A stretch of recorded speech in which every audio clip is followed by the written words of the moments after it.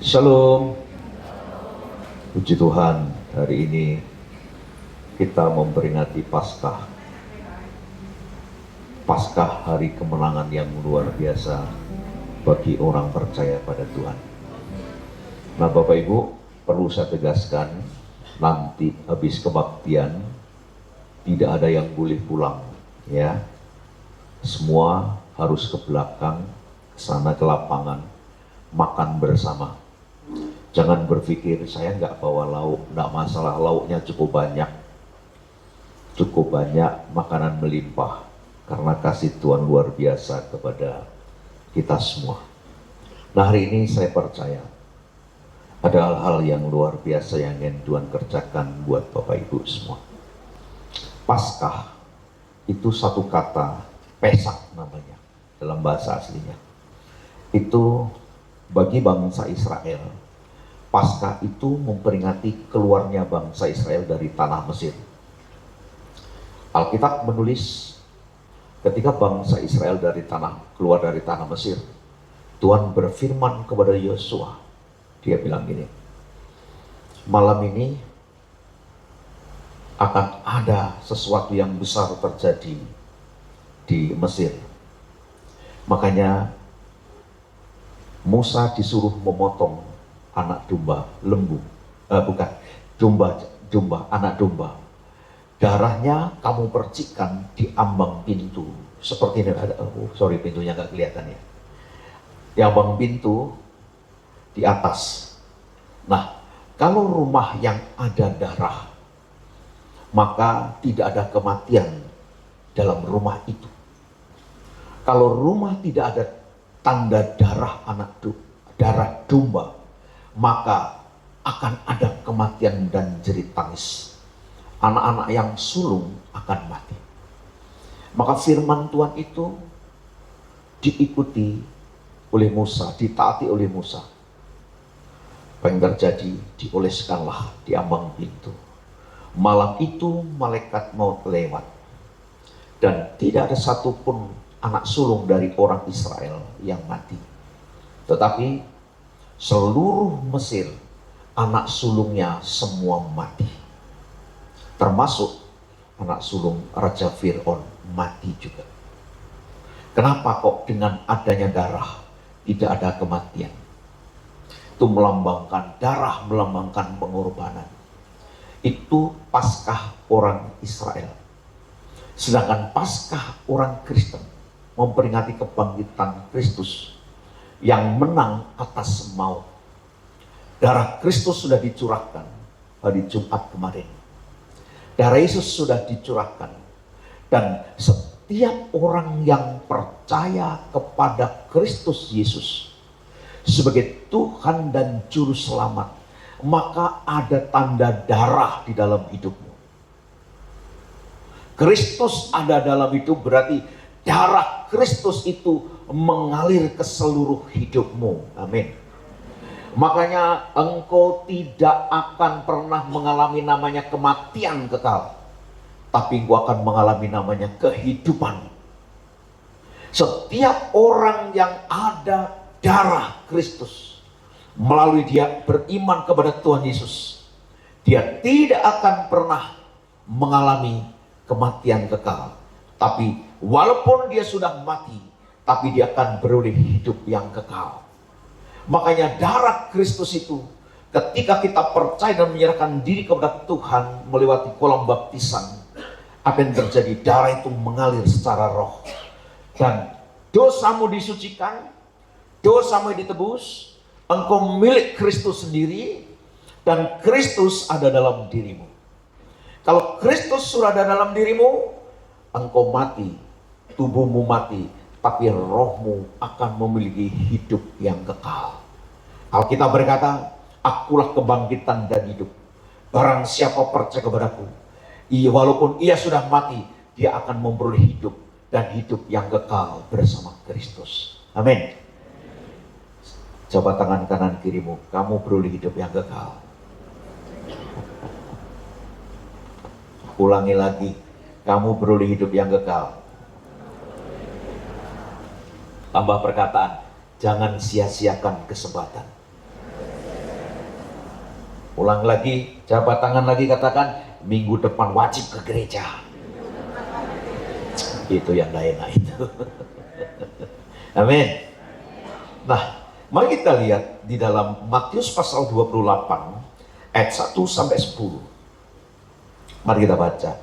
Setelah hari Sabat lewat, menjelang menyingsingnya fajar pada hari pertama minggu itu. Kenapa orang Kristen ibadahnya hari Minggu? Hari kebangkitan, Pak. Perhatikan.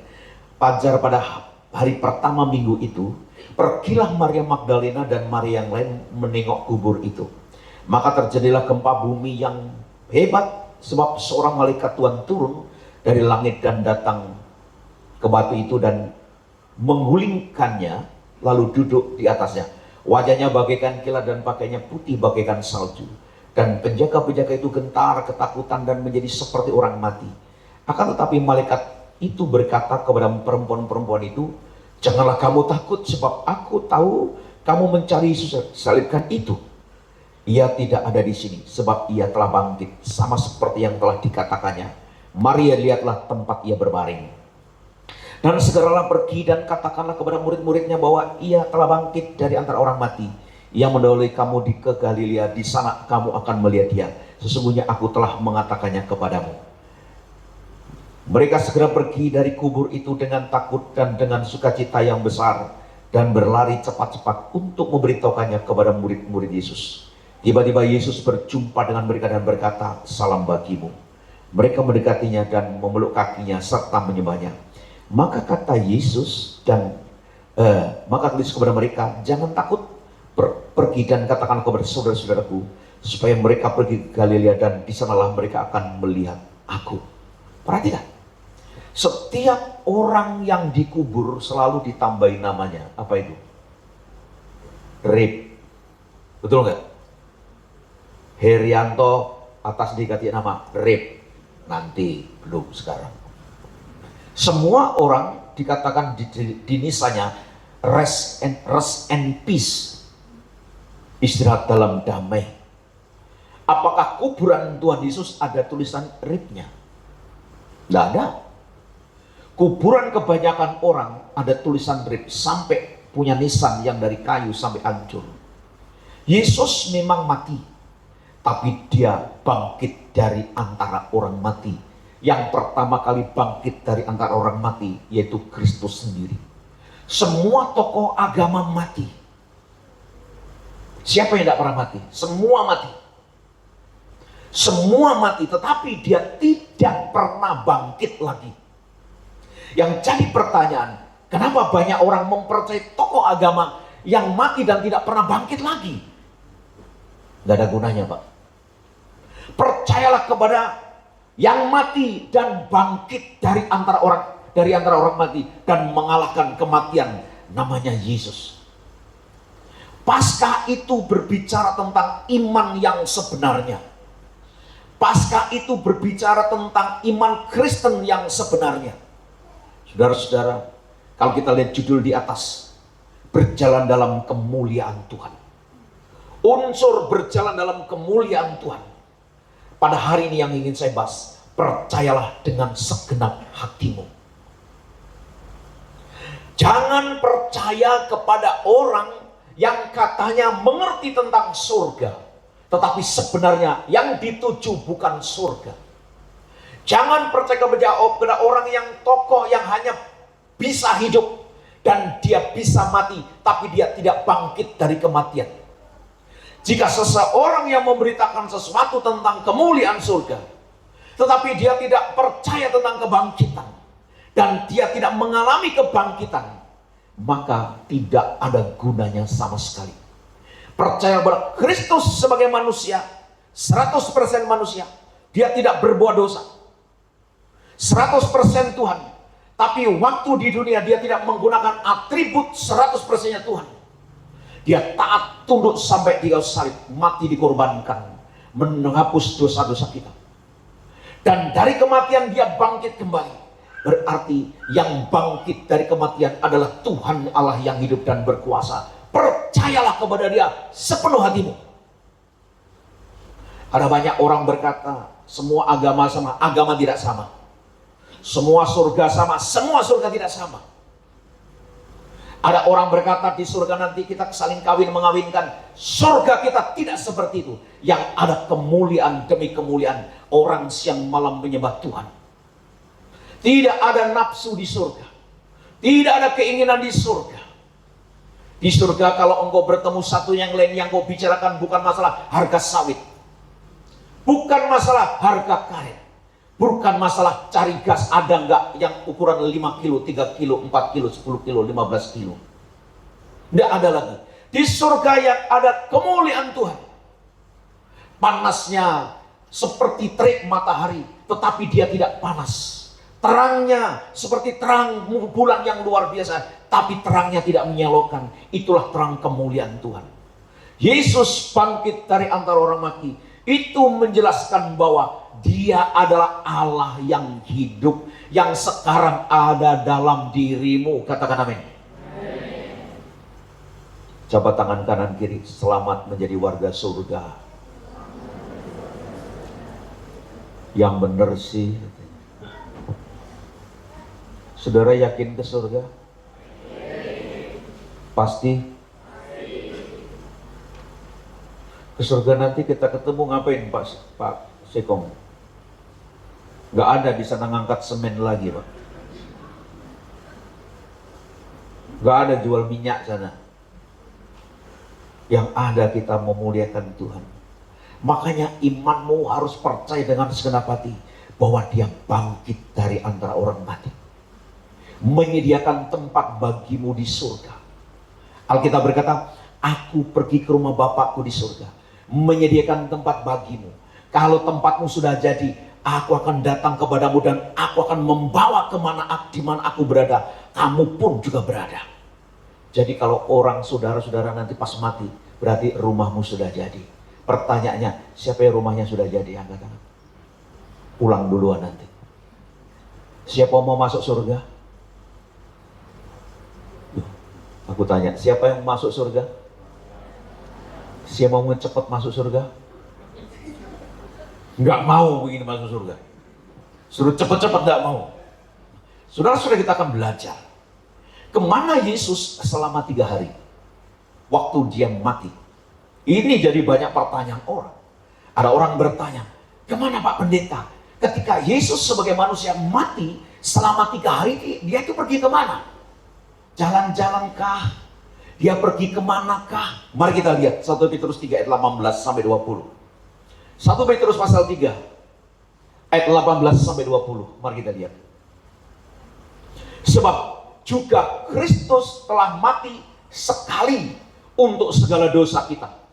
Ia yang benar untuk orang-orang yang tidak benar. Katakan, aku tidak benar. Aku tidak benar. Dibenarkan oleh darah Kristus. Oke, supaya Ia membawa kita kepada Allah. Ia yang telah dibunuh dalam keadaannya sebagai manusia. Kalau ada orang bertanya, Tuhan kok mati? Tuhan tidak bisa mati.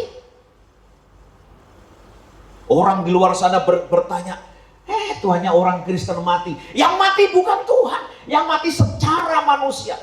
Dibunuh dalam keadaannya sebagai itu. Dagingmu itu mati Pak, tapi rohmu tidak bisa mati. Daging kita mati, rohmu tidak bisa mati. Kristus mati, dagingnya mati, tubuhnya mati, tapi rohnya Tuhan itu tidak bisa mati. Perhatikan ini ayat ini baik-baik. Tetapi yang telah dibangkitkan menurut Roh Kudus, dan di dalam Roh itu juga Ia pergi memberitakan Injil kepada roh-roh yang di dalam penjara. Penjara mana ini? Lapas Sanggoke atau mana? Perhatikan. Dia memberitakan Injil kepada roh-roh di dalam penjara. Terus lanjut. Yaitu kepada roh-roh yang mereka yang dahulu pada waktu Nuh tidak taat kepada Allah. Ketika Allah tetap menanti dengan sabar waktu Nuh sedang mempersiapkan bahteranya, di mana hanya sedikit, yaitu 8 orang yang diselamatkan oleh air bah itu. Yesus pergi memberitakan Injil ke dunia orang mati. Dan di Taman Firdaus. Saudara tahu, berita Injilnya berisi ada dua hal. Yang pertama, bagi orang yang tidak taat, itu beritanya penghukuman. Isinya penghukuman. Bagi orang yang taat, 8 orang yang taat, beritanya tentang berita keselamatan. Kamu diselamatkan karena ketaatanmu. Amin, jelas. Jadi ada orang tertentu yang mencomot ayat ini. Dia berkata, kita bukan hanya memberitakan Injil kepada yang hidup, tapi kita beritakan Injil kepada orang mati. Bagaimana beritakan Injil kepada orang mati? Itu tidak masuk akal. Yang hidup aja susah diceritain Injil, apalagi yang mati. Hanya Kristus yang bisa menceritakan Injil waktu dia mati 3 hari dalam kematian. Dia pergi ke dunia orang mati. Beritakan Injil. Isinya bukan keselamatan, bukan pertobatan, tapi penghukuman. Bagi 8 orang itu isinya apa? Keselamatan karena taat. Bagi kita yang hidup isinya apa? Anugerah Tuhan. Bagi yang percaya, terima keselamatan. Yang tidak percaya, tetap berada dalam hukuman. Amin. Ini 3 hari, Pak. Jadi kalau orang tanya, Yesus kok mati? Katanya Tuhan mati. Yang mati sebagai manusia. Rohnya tidak mati. Sama waktu nanti engkau mati, tubuhmu dikubur di simpang serama, rohmu tetap hidup. Dan akhir zaman tubuhmu yang ada di sana dibangkitkan Tuhan. Amin. Coba 1 Tesalonika pasal 4.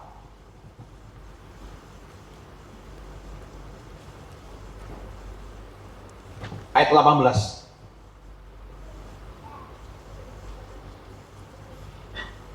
Bukan, ayat yang paling awal. 15, bukan 15. Terus. Bawahnya. Pasal 4. Ayat ke-9.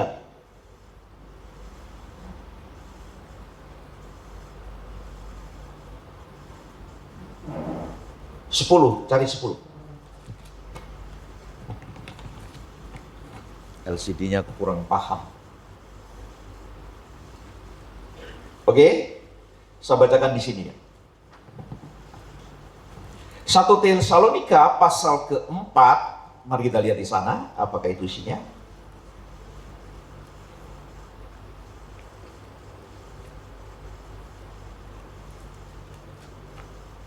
Oke, ayat 13.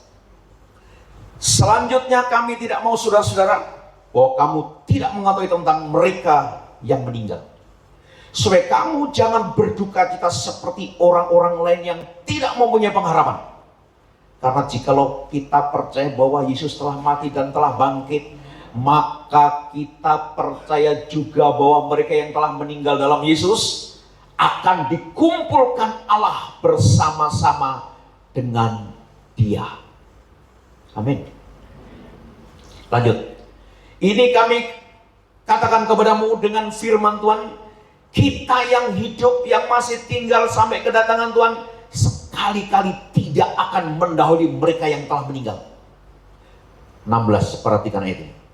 Sebab pada waktu tanda diberi, yaitu pada waktu penghulu malaikat berseru dan sangkakala Allah berbunyi, maka Tuhan sendiri akan turun dari surga dan, baca 2-3. Amin. Kalau Kristus dibangkitkan, kita juga dibangkitkan. Waktu sangkakala berbunyi kedatangan Yesus kedua kali, hal pertama yang terjadi, orang yang mati dalam Kristus akan dibangkitkan. Kuburan-kuburan akan terbelah di simpang serama. Pendeta, bagaimana dengan orang yang tenggelam di laut? Tuhan bisa adakan, Pak. Karena Tuhan itu maha kuasa. Bagaimana orang yang meledak pesawat di udara, waktu meninggal jenazahnya terkeping-keping, Tuhan bisa buat dari tidak ada menjadi ada. Akan ada kebangkitan orang mati. Tanda kedatangan Kristus kedua kali.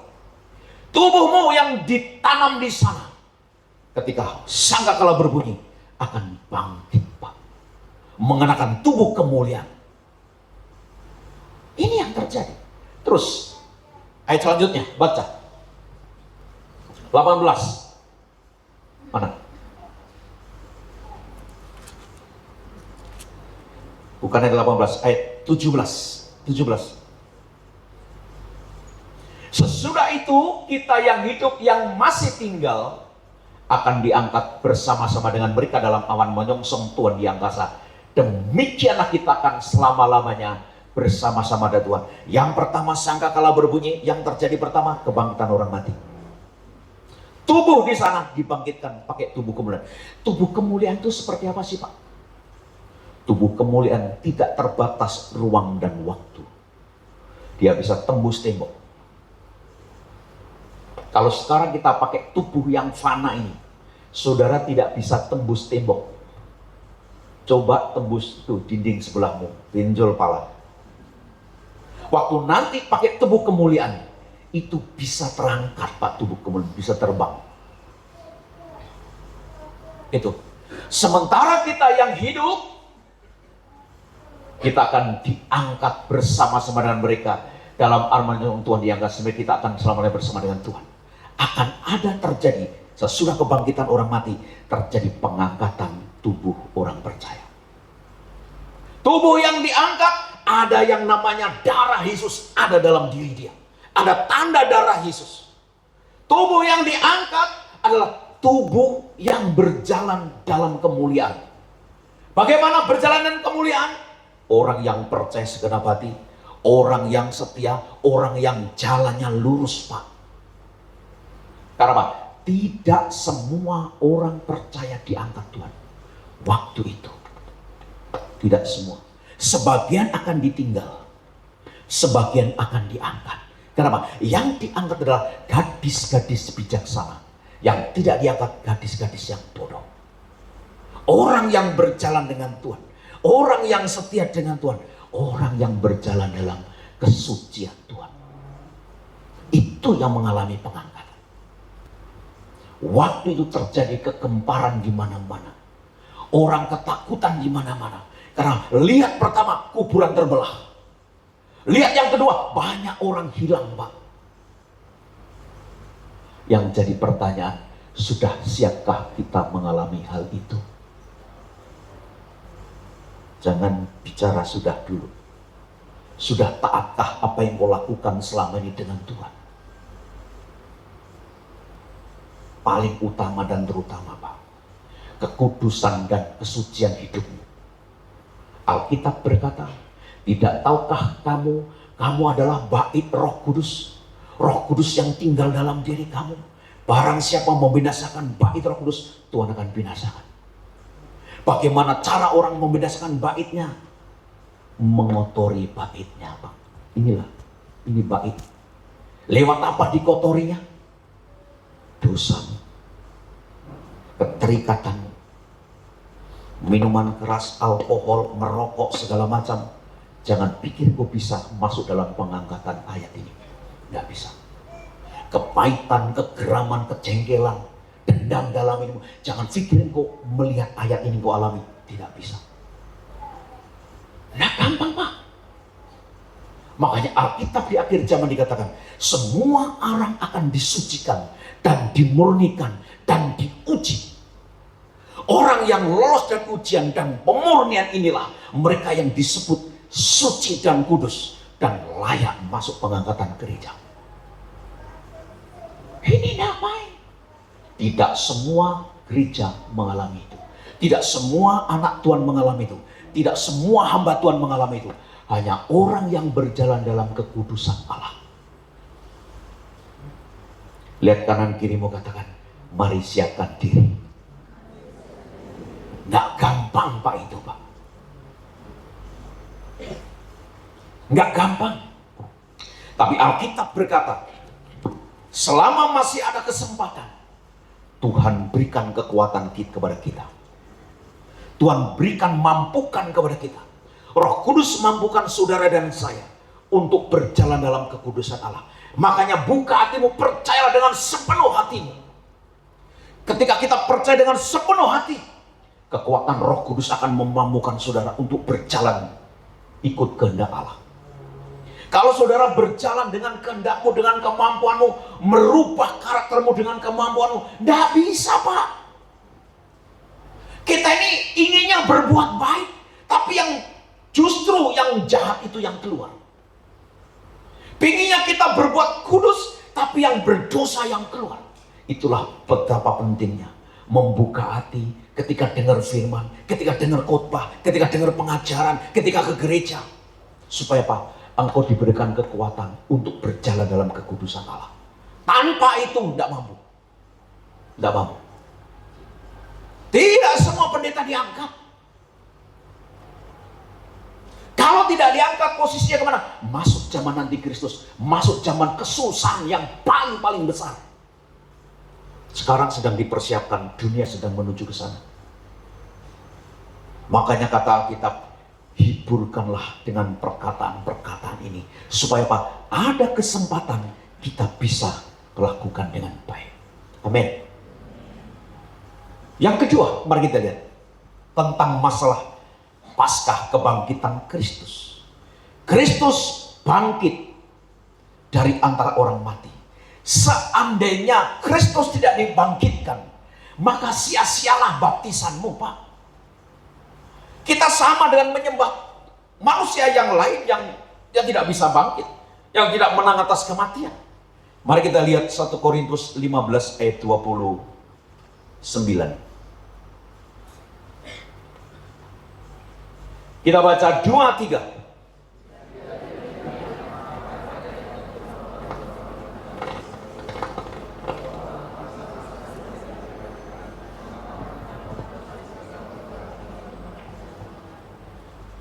Jika tidak demikian, apakah faedahnya perbuatan orang-orang yang dibaptis bagi orang mati? Kalau orang mati sama sekali tidak dibangkitkan, mengapa mereka mau dibaptis bagi orang-orang yang telah meninggal? Nggak ada gunanya. Sia-sialah baptisanmu. Karena Kristus dibangkitkan, engkau tidak sia-sia menyerahkan diri dan mengikut Tuhan. Mari kita lihat Roma pasal 6 ayat 1 sampai ke 5. Kita belajar ayat Alkitab supaya kita paham di sini. Jika demikian, apakah yang hendak kita katakan? Bolehkah kita bertekun dalam dosa supaya semakin bertambah kasih karunia itu? Sekali-kali tidak. Bukankah kita telah mati bagi dosa? Bagaimanakah kita masih dapat hidup di dalamnya? Atau tidak tahukah kamu bahwa kita semua yang telah dibaptis dalam Kristus telah dibaptis dalam kematiannya? Dengan demikian kita telah dikuburkan bersama-sama dengan Dia oleh baptisan dalam kematian, supaya sama seperti Kristus telah dibangkitkan dari antara orang mati oleh kemuliaan Bapa, demikian juga kita akan hidup dalam hidup yang baru. Ayat kelima. Sebab jika kita telah menjadi satu dengan apa yang sama dengan kematiannya, kita juga akan menjadi satu dengan apa yang sama dengan kebangkitannya. Berarti kita akan dibangkitkan di akhir zaman. Amin. Katakan, aku dibangkitkan. Aku akan dibangkitkan. Dan bersama-sama dengan Kristus. Ini Pak, kalau Yesus tidak dibangkitkan, sia-sia kita dibaptis. Ngapain dibaptis? Ngapain kita ibadah? Sia-sia pengorbanan Kristus. Nggak ada gunanya. Coba 1 Korintus 15 ayat 32. Mari kita lihat. Kalau hanya berdasarkan pertimbangan-pertimbangan manusia saja, aku telah berjuang melawan binatang buas. Binatang buas itu bukan binatang, Pak, tapi itu kata kiasan. Orang-orang yang menentang Kristus itu disebut binatang buas. Oke. Di Efesus, apakah gunanya hal itu bagiku? Jika orang mati tidak dibangkitkan, maka marilah kita makan dan minum, sebab besok kita akan mati. Gak ada gunanya. Karena kita dibaptis, percaya kepada Kristus, dan Kristus bangkit dari antara orang mati, maka baptisanmu tidak sia-sia. Kalau Yesus tidak dibangkitkan, apa yang terjadi? Apa gunanya? Kita makan hidup, matilah seperti binatang mati. Saksi Yehova tidak percaya kebangkitan. Saksi Yehova tidak percaya surga dan neraka. Mereka percaya, kalau orang mati, ya mati saja, begitu selesai. Kayak binatang. Karena mereka percaya, saksi Yehova ini percaya bahwa yang masuk surga 144.000 orang doang. Yang lain nggak masuk, Pak. Itu kan satu kebodohan yang fatal. 144.000 orang sedunia, apakah dirimu termasuk? Nggak termasuk. Betapa bodohnya mereka mempercayai Injil yang lain. Jadi ketika engkau dibaptis, engkau akan dibaptis dan engkau akan dibangkitkan seperti kata Alkitab. Jika Kristus tidak dibangkitkan, sia-sialah baptisan kita. Yang ketiga, jika Kristus tidak dibangkitkan, sia-sialah imanmu. Gak ada gunanya kita beriman pada orang mati, Pak. Apa gunanya? Beriman kepada Tuhan yang mati, gak ada gunanya kalau dia tidak dibangkitkan. Tapi karena dia bangkit dari antara orang mati, imanmu iman yang tepat, iman yang benar. Mari kita lihat 1 Korintus pasal 15 ayat 12 sampai 21. Perhatikan. Jadi bila mana kami beritakan bahwa Kristus dibangkitkan dari antara orang mati, bagaimana mungkin ada di antara kamu yang mengatakan bahwa tidak ada kebangkitan orang mati? Kalau tidak ada kebangkitan orang mati, maka Kristus juga tidak dibangkitkan. Oke, terus. Tetapi andai kata Kristus tidak dibangkitkan, maka sia-sialah pemberitaan kami dan sia-sialah kepercayaan kamu. Foto ayat ini baik-baik, catat baik-baik. Oke. Lebih daripada itu, kami ternyata berdusta terhadap Allah. Karena tentang dia kami katakan bahwa ia telah membangkitkan Kristus, padahal ia tidak membangkitkannya. Kalau andai kata benar bahwa orang mati tidak dibangkitkan, sebab jika benar orang mati tidak dibangkitkan, maka Kristus juga tidak dibangkitkan. 17. Dan jika Kristus tidak dibangkitkan, maka sia-sialah kepercayaan kamu dan kamu masih hidup dalam dosamu. Ini Pak, cuma Pak.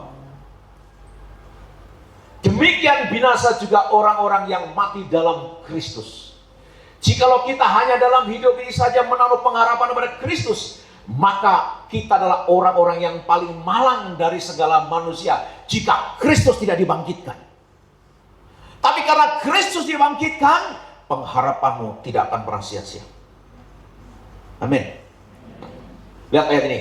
Tetapi yang benar ialah bahwa Kristus telah dibangkitkan dari antara orang mati sebagai yang sulung dari orang-orang yang telah meninggal. Yang pertama dari orang meninggal, yang paling dekat dibangkitkan pertama adalah Kristus sendiri.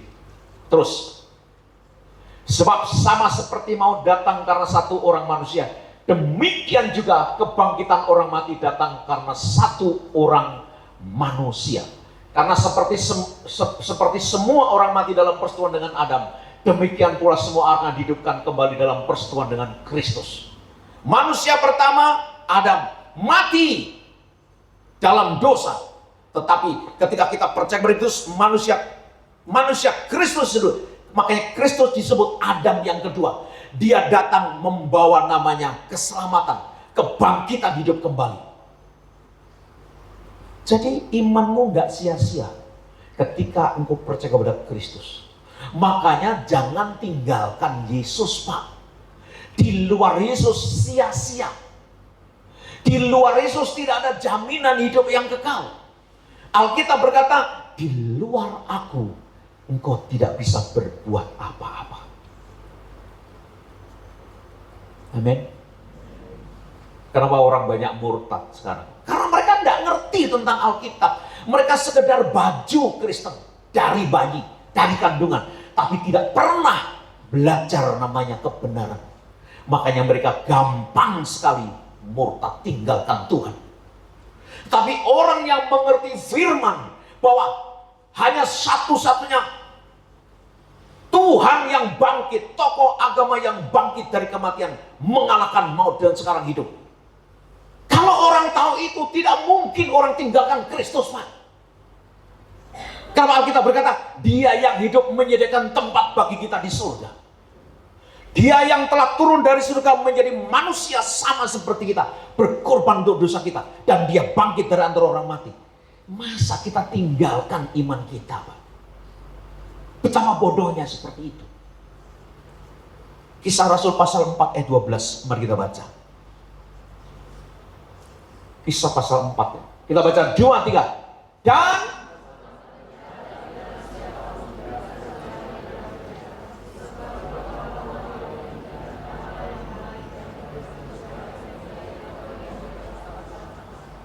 kan ada banyak orang berkata, oh lewat jalur ini selamat, jalur ini selamat, lewat ini selamat. Pak, hanya satu yang membuat selamat, Kristus. Banyak nama lain yang menawarkan keselamatan dalam dunia ini.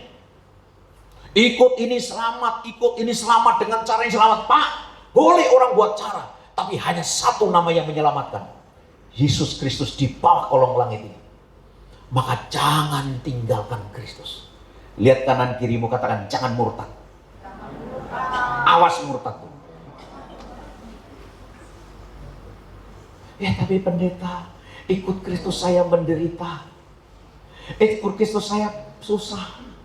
Ekonomi susah, uang susah, masih dikontrakan, makan pun susah. Sementara aku kalau tinggalkan Kristus, Pak, mereka menjanjikan 1 bulan saya dapat 20 juta, Pak. Belum uang makan, uang ini, uang itu. Anak saya dipulangkan sampai ke luar negeri, Pak. Saya bahkan dibelikan mobil, Pak. Lihat kanan kirimu, tertarik nggak akan hal itu? Oh enggak. Sekarang di gereja banyak orang tinggalkan Kristus karena ini. Duit, hepeng. Banyak orang kan tinggalkan Kristus karena apa? Cinta. Dia nggak tahu sedang menuju kematian. Banyak orang tinggalkan Kristus karena apa? Kedudukan. Ada seorang saya baca di artikel. Dia orang Tiongkok, pelatih pebulu tangkis. Waktu beberapa puluh tahun lalu. Dia ingin jadi warga negara Indonesia. Tapi hanya dengan syarat. Kamu harus masuk, tinggalkan agama lama, masuk agama yang baru. Baru kamu jadi warga Indonesia. Tapi dia berkata, aku tidak mau. Halo? Masih maukah kau tinggalkan Kristus? Dia bangkit di antara orang mati. Sementara kau menyembah yang lain, menyembah sesuatu yang tidak jelas. Dalam di bawah kolong langit hanya ada satu nama yang diberikan kepada manusia, yang olehnya kita diselamatkan, hanya nama Yesus Kristus. Katakan amin. Ini Pak. Orang berbondong-bondong tinggalkan Kristus, sementara ribuan orang berbondong-bondong mencari Tuhan dan mendapatkan Tuhan keselamatan itu. Betapa bodohnya orang Kristen. Mereka tinggalkan Kristus. Kenapa? Apa yang dialami? Kebinasaan. Kakinya menuju kebinasaan. Jikalau ada seorang yang murtad, dia tidak akan bisa dibaharui kembali, kata Alkitab. Kecuali orang itu bertobat sungguh-sungguh, baru bisa dibaharui. Kalau tidak, dia akan seperti ranting yang kering lalu dibuang dan dibakar. Gak ada gunanya. Maka iman kita tidak sia-sia, Pak. Imanmu menyembah Allah yang hidup dan berkuasa. Kepercayaanmu tidak sia-sia. Karena kepercayaanmu engkau alamatkan kepada pengharapan yang pasti, yang menjamin surga yang sebenarnya. Banyak dunia menawarkan surga, Surga lewat ini, surga lewat itu, surga lewat sana, lewat sini dan sebagainya. Hanya satu Pak, melewati Kristus. Orang boleh ngomong saya fanatik, aku gak peduli. Karena apa? Yang aku tahu, Kristus jalan satu-satunya. Tanpa Kristus, tidak mungkin orang ke surga. Kenapa aku jadi orang Kristen? Karena Kristus mati buat saya. Saya tidak percaya Pak dulu. Saya berpikir semua agama sama. Semua agama mengajarkan kebaikan. Kalau orang baik pasti masuk surga. Padahal orang baik menurut pikirannya sendiri. Banyak orang berkata, aku baik. Banyak orang berkata, aku ini berbuat baik. Pikiranku baik, kelakuanku baik. Menurut ukuranmu, menurut ukuran Tuhan, apakah itu baik sebenarnya? Saudara-saudara, jangan tinggalkan Tuhan. Kalau kau sudah lama tinggalkan Tuhan, balik kembali. Kalau kau tidak balik kembali, kematian kekal. Neraka kekal. Orang yang sudah mati tidak bisa kembali ke surga. Ibrani pasal 9 ayat 27, baca. Ibrani 9 ayat 27. Kita baca 2-3. Dan sama seperti manusia ditetapkan untuk mati, dan sesudah itu waktu dihakimi, apakah namamu terdapat dalam buku kehidupan atau tidak.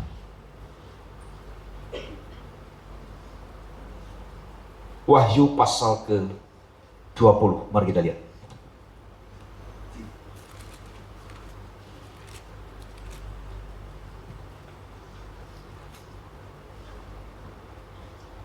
Ayat 11 sampai 15. Mari kita baca. Lalu aku melihat suatu tatap putih yang besar dan Dia yang duduk di atasnya. Dari hadapannya lenyaplah bumi dan langit yang tidak ditemukan lagi tempatnya. Pak, bumi dan langit kita akan lenyap. Apa yang kau punyai akan lenyap. Mobilmu akan lenyap. Avanzamu akan lenyap. Apa ini? Mobilmu ngangkut gas, apa namanya itu? Teragamu akan lenyap. Tabung gas lenyap juga. Semua akan lenyap. Pertanyaannya, kalau sudah lenyap kita kemana? Hidup ini sementara Pak. Saya bilang sama Tuhan, Tuhan jangan sampai aku umur 90 tahun aku tidak mau Tuhan. Kenapa? Susah nanti. Nyusahin anak. Kalau bisa 80 tahun, Tuhan angkat saya pulang. Umur saya 50 tahun, 52 tahun. Jadi 80 tahun, tinggal berapa? Hitung nyonya. Apakah aku pulang dulu atau kamu pulang dulu? Tapi sebelum pulang, aku yakini Tuhan. Aku lakukan untuk Tuhan sepenuhnya. Kenapa? Apa yang ada akan lenyap. Gereja ini akan lenyap. Semua akan lenyap Pak. Itu kata Alkitab. Terus ayat 12. Dan aku melihat orang-orang mati, besar dan kecil, berdiri di depan tahta itu.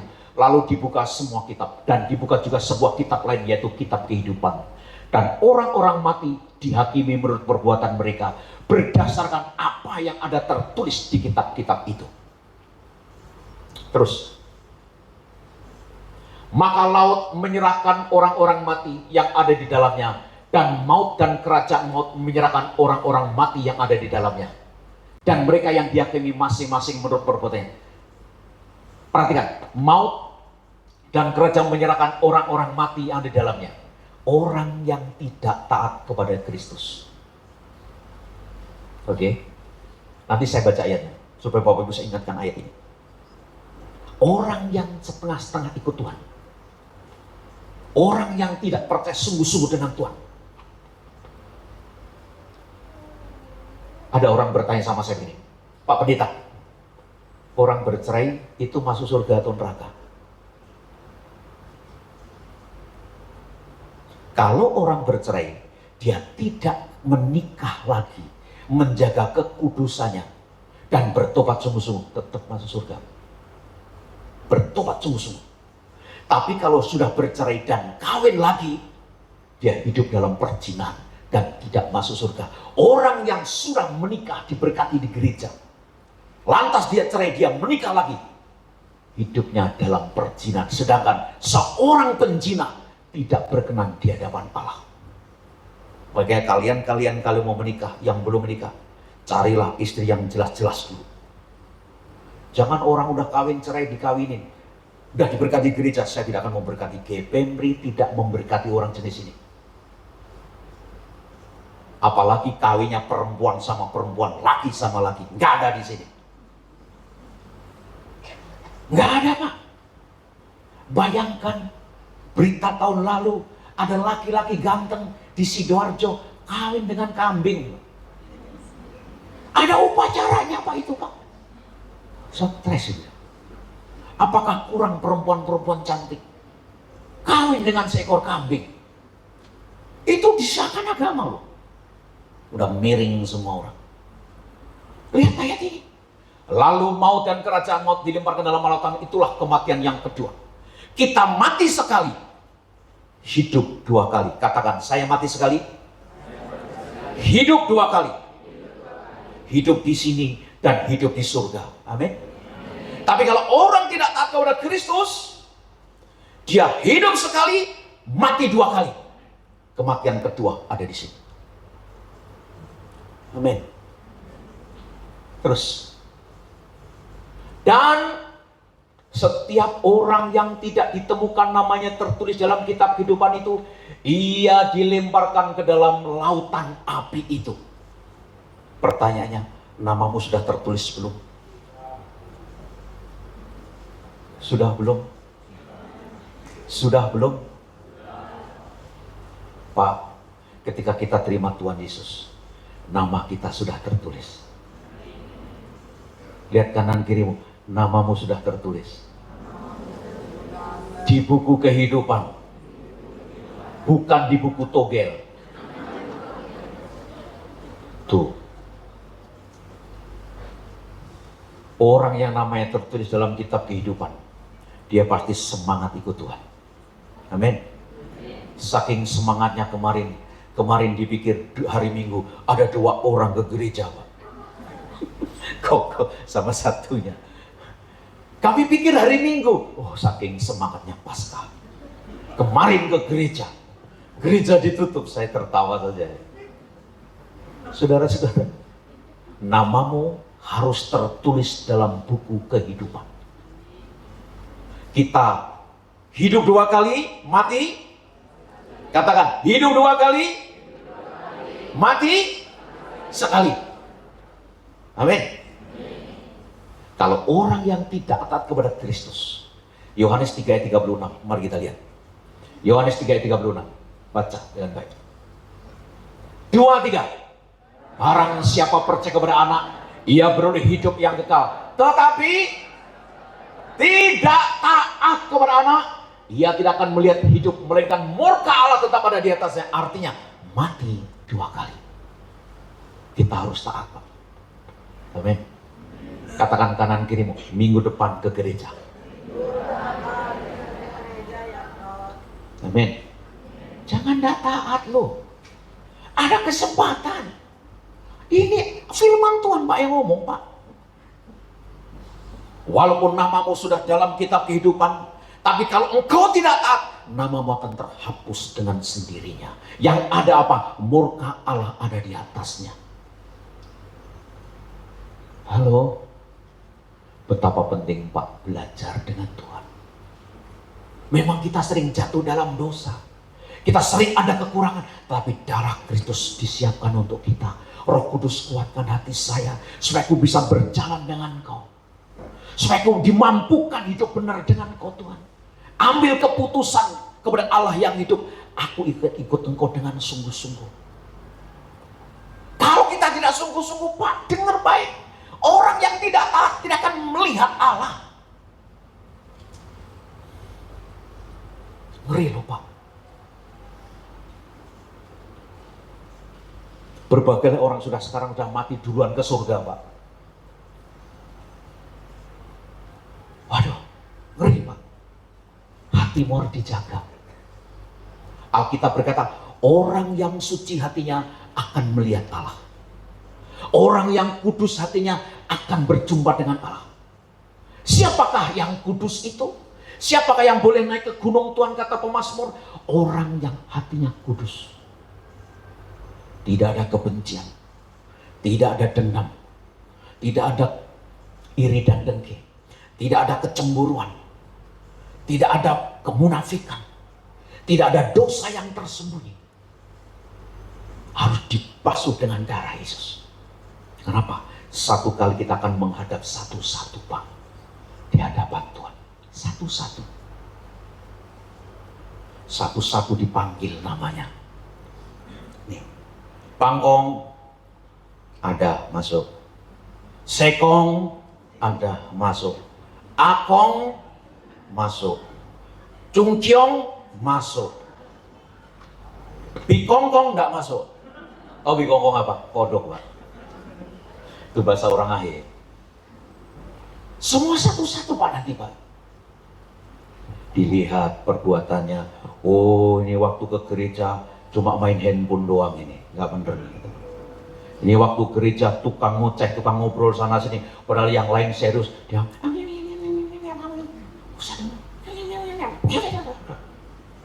lihat ibu-ibu yang suka ngobrol waktu ke gereja bertobat loh. Ini yang serius, ini yang ke gereja baru datang udah dicatat, Pak. Kata siapa enggak dicatat? Makanya ada kitab perbuatan, ada kitab kehidupan. Engkau lagi bawa makanan ke sana, dicatat, Pak, oleh malaikat. Berarti enggak bawa makanan enggak dicatat. Kalau engkau posisinya enggak punya, tetap Tuhan berkati. Amin. Kalau engkau posisinya enggak siap, Tuhan tetap, Pak, perhitungkan kalau engkau hadir bersama-sama. Jangan pikir loh di gereja malaikat enggak nyatat perbuatan kita. Catat, Pak. Engkau dengar khotbah begini-begini, padahal engkau ngantuk begini-gini, tidur loh. Dicatat, Pak. Engkau berkorban kepada orang yang hina, Tuhan catat, Pak. Tuhan catat, sekecil apapun Tuhan catat. Makanya betapa penting kita harus hati-hati dalam hidup ini. Amin. Engkau pelit, Tuhan catat. Engkau nggak jujur kembalikan milik Tuhan, Tuhan catat, Pak. Engkau perhitungan, Tuhan catat loh. Emang Tuhan tidak tahu mas hati kita ini seperti apa? Alkitab berkata, kita ini telanjang di hadapan Allah. Tuhan ngerti sampai ke dalam-dalamnya isi hatimu. Waktu kita duduk, waktu kita berdiri, waktu apa yang akan kita pikirkan, apa yang kita ucapkan, Tuhan sudah ngerti, Pak. Makanya saya, kadang-kadang Tuhan, hati-hati saya. Amin. Kalau Tuhan seperti itu, engkau ngerti sampai seperti itu, Pak. Betapa penting langkahmu mesti hati-hati. Omonganmu hati-hati. Karena semua muaranya akan ada dalam pengadilan Kristus. Dan imanmu yang benar akan berjalan dengan Tuhan. Tuhan catat semua lo, Pak. Itu. Saya dengar sebuah kesaksian seorang pendeta Korea. Pernah kita setel di sini. Pendeta Korea ini menyaksikan dirinya. Dia tidak percaya, Pak, surga neraka, Pak.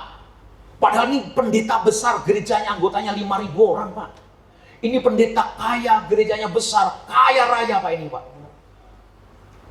Dia punya kekayaan 150 juta US dollar waktu beberapa tahun 90-an, Pak. 150 juta US dollar. Dia tidak, kalau orang bersaksi tentang surga neraka, dia nggak percaya. Padahal tiap minggu dia berkhotbah. Karena apa? Dia hatinya ditutupi oleh namanya ketamakan. Satu kali dia mati, benar-benar mati, diangkut oleh Tuhan. Malaikat Tuhan jemput dia. Saudara tahu, dia perlihatkan namanya neraka itu ada. Banyak anak orang Kristen ke neraka. Karena apa? Tidak taat. Banyak pendeta ke neraka. Karena apa? Tidak taat. Satu kali dia dibawa ke surga oleh Tuhan. Dia lihat rumah itu besar-besar. Dia lihat rumah majelisnya. Majelisnya itu orang biasa saja, Pak. Tapi orang itu cinta Tuhan, berdoa sungguh-sungguh, berkorban sungguh-sungguh, bahkan hidupnya diserahin kepada Tuhan sungguh-sungguh. Dia lihat, Pak, rumahnya besar sekali. Sementara dia tanya sama Tuhan, Tuhan, rumahku yang mana? Itu rumah kamu. Nah, yang benar Tuhan, itu rumah aku. Rumahnya baru pondasi, Pak. Tiang-tiangnya mau kecil-kecil. Waktu Tuhan, itu pondasi itu, kamu tahu kapan dibuatnya? Waktu kamu beberapa tahun lalu, kamu berjalan di antara musim dingin. Tiba-tiba ada orang tua yang kedinginan. Kamu kasih jaket kamu kepada dia. Dan dia hangat sementara kamu dingin. Waktu kamu buat itulah, itu pondasi dibangun. Jadi perbuatan apapun yang kita buat, Pak, Tuhan catat. Amin. Bahkan jangan main-main. Lihat kanan kiri, katakan, ingat itu. Amin. Mari kita belajar dengan Tuhan, Pak. Yohanes 6 ayat 40. Percayalah kepada Tuhan dengan sepenuh hati kita. Mari kita baca 2-3. Sebab inilah kehendak Bapakku, yaitu supaya setiap orang yang melihat anak dan percaya kepadanya beroleh hidup yang kekal, dan supaya aku membangkitkannya pada akhir zaman. Katakan amin. Makanya, Pak, sampai detik terakhir engkau harus setia dengan Tuhan. Amin. Harus setia, walaupun dalam dan begitu susah, begitu sulit, Pak, tetap setia dengan Tuhan, tetap setia dengan Tuhan. Kesetiaanmu itulah yang Tuhan catat, Pak. Mari kita lihat 1 Petrus 1 ayat 13. 1 Petrus 1 ayat 13. Kita baca 2-3. Sebab itu waspadalah yang dianugerahkan kepadamu pada waktu penyataan Yesus Kristus. Letakkanlah pengharapanmu bukan kepada manusia, bukan kepada uangmu, bukan kepada hartamu, kepada Kristus, Pak. Waktu Yesus menyatakan diri, kita berdiri dan siap pulang. Pernah dengar trompet berbunyi? Tahun 2015 heboh. Trompet sangkakala berbunyi. Kedatangan Tuhan semakin dekat. Jangan sampai kedatangan Tuhan menjadi jerat bagi kita. Tapi kedatangan Tuhan, syukur-syukur kita lagi menyembahan di gereja. Haleluya, orang bingung. Tuhan, aku siap pulang. Jangan sampai bapak-bapak lagi ganjur. Tajok. Kedatangan Tuhan, matilah jerat. Gak ada kesempatan bertobat. Halo. Kadang, Pak, kalau khotbah gini saya takut sendiri loh, Pak. Tuhan, aku harus siap. Aku harus ajar umatmu untuk siap pulang, Tuhan. Aku harus tegur umatmu untuk siap berbalik kepada Tuhan. Aku harus ingatkan umatmu untuk persiapan pernyataan Tuhan semakin dekat. Semakin dekat. Makanya, Pak, jangan pernah tinggalkan Tuhan. Dia pasti turun menjemput kita pulang. Amin. Satu ayat firman Tuhan dalam Filipi pasal 1 ayat 6. Mari kita bangkit berdiri. Filipi 1 ayat 6. Dua, tiga.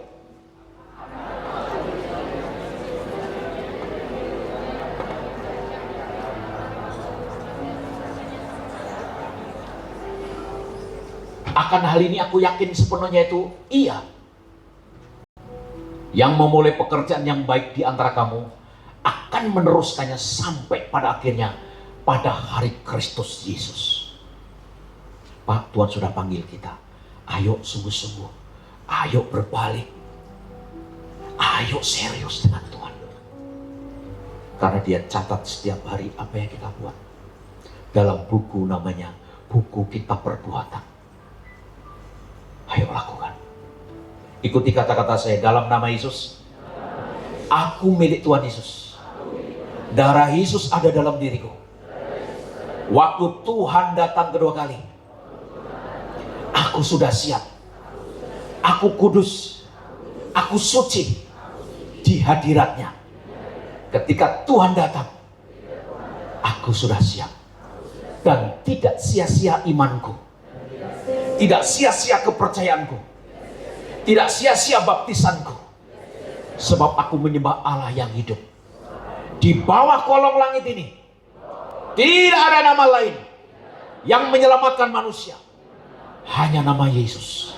Tuhan Yesus, aku percaya kepadamu sepenuhnya. Sepenuhnya. Bahwa aku Tuhan setia sampai pada akhirnya. Tuhan jemput aku pulang. Dalam nama Yesus.